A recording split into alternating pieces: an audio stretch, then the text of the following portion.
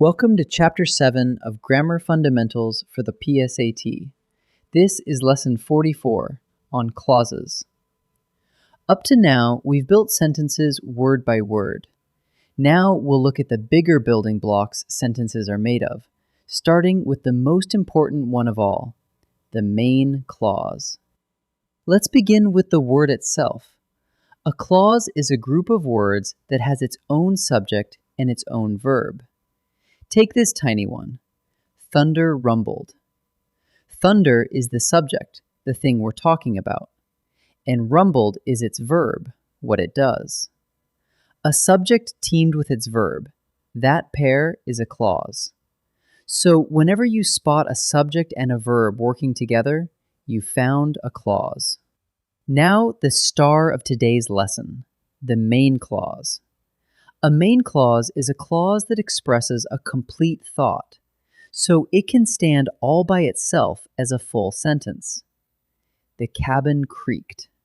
That's it, nothing missing.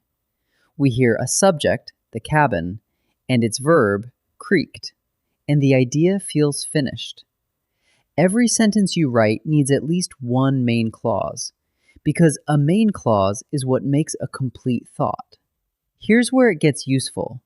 When you join two main clauses together, you get a compound sentence.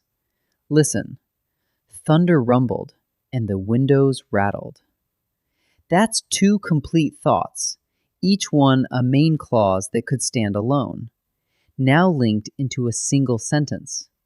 You join them two main ways, with a comma plus a little word like and, or but, or with a semicolon all by itself. Two main clauses, one compound sentence. One thing to keep straight, a clause is not the same as a phrase. A clause always has a subject-verb pair, like the windows rattled. A phrase is just a group of words with no subject and verb working together, like during the storm. During the storm has no one doing anything, so it's a phrase, not a clause. The test is simple. Find a subject teamed with a verb, and you've got a clause. If there's no such pair, it's only a phrase.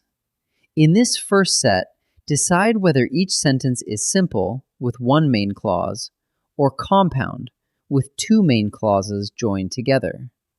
Count the complete thoughts. Pause and try each one before I answer. Earth's surface seems calm, but its interior seethes with energy. The first part, Earth's surface seems calm, is a complete thought.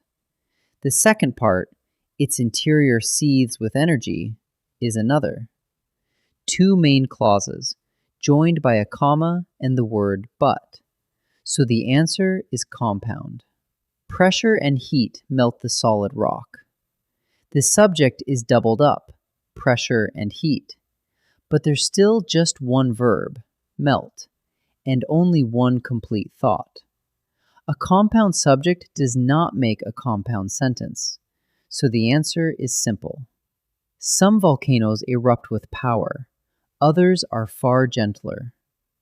On the left, some volcanoes erupt with power, a complete thought. On the right, others are far gentler, another complete thought. A semicolon joins the two main clauses, so the answer is compound. Now we'll switch gears.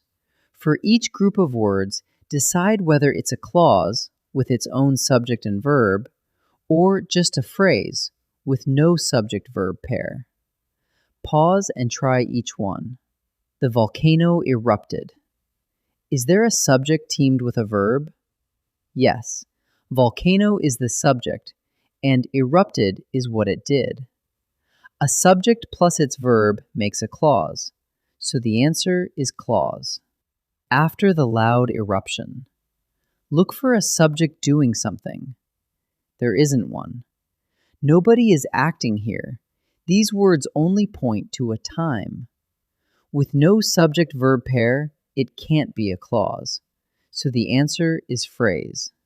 Lava covered the village. Is there a subject with a verb? Yes, lava is the subject, and covered is the verb telling what it did. That subject-verb pair makes it a clause. So the answer is clause. Let's wrap up. A clause is a group of words with its own subject and verb, and a phrase has no subject-verb pair. The most important kind is the main clause. It expresses a complete thought, so it can stand alone as a sentence, and every sentence needs at least one. Join two main clauses with a comma and a conjunction, or with a semicolon, and you've built a compound sentence. Find the subject-verb pairs, and you'll always know what you're looking at. Great work, and welcome to Chapter 7.